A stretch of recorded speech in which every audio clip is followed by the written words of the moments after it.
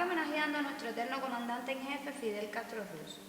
En este programa estaremos hablando sobre el programa de educación de jóvenes y adultos.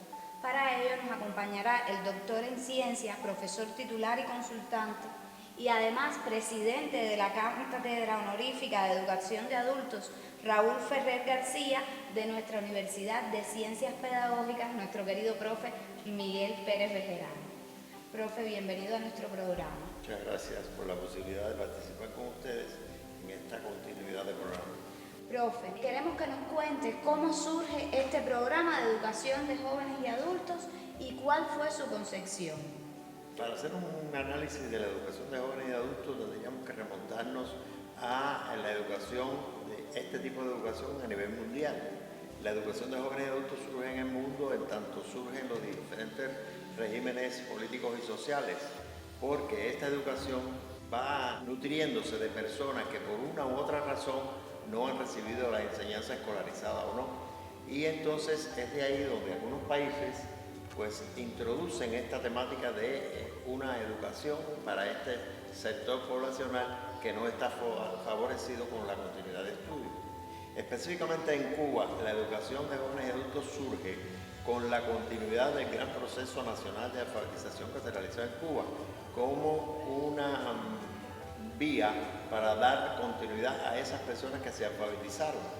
Incluso si anecdotizamos un poco, podemos decir que actualmente existen profesionales en Cuba que cuando triunfó la revolución y en 1961 se creó la gran campaña de alfabetización, donde se enseñó a leer y escribir a una gran cantidad de personas, eran analfabetos en ese entonces. El surgimiento en Cuba de esta educación decía anteriormente que dio continuidad a los que se alfabetizaron en la gran campaña.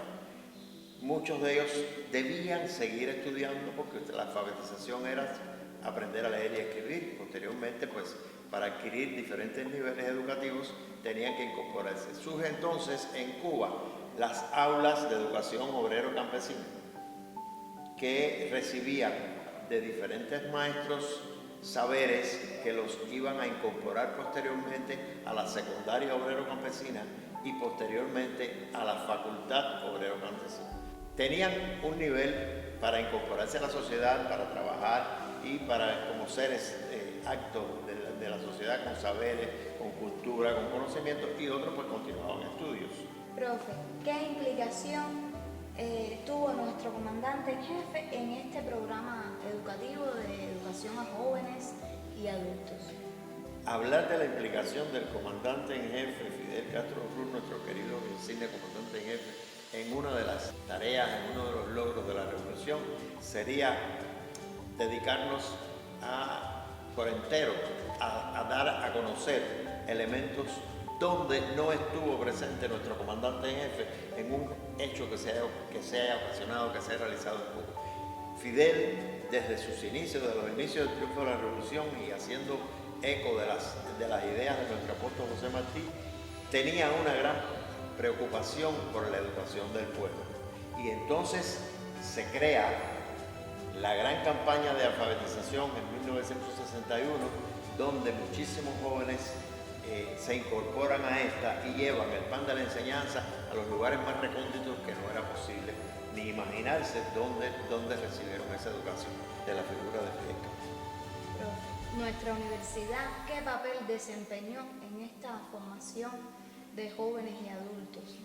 Nuestra universidad no existía como universidad en ese entonces, en 1961, cuando se crea la gran campaña, pues la universidad se crea en el año 1964 como Instituto Superior Pedagógico. Pero cuando culmina la alfabetización, había una gran masa de jóvenes que ya habían recibido, por la labor tan digna que realizaron, el incentivo de querer seguir estudiando y querer seguir educando.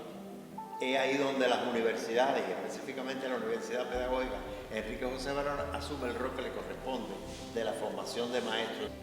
Profe, muchas gracias por compartirnos sus experiencias.